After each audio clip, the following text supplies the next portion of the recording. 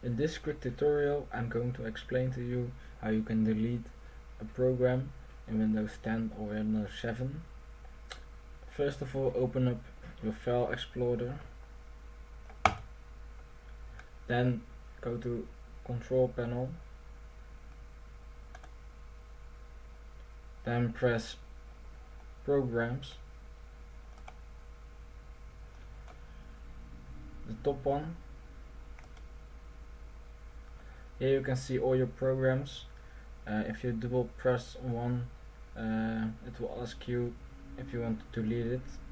I'm going to delete Minecraft, so double press. It's asking me if I want to delete it. Press yes. Press yes again.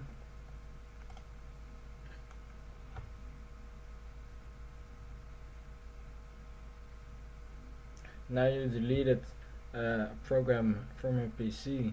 If you want to see any other quick tutorials, please let me know in the comments down below. Thank you for watching.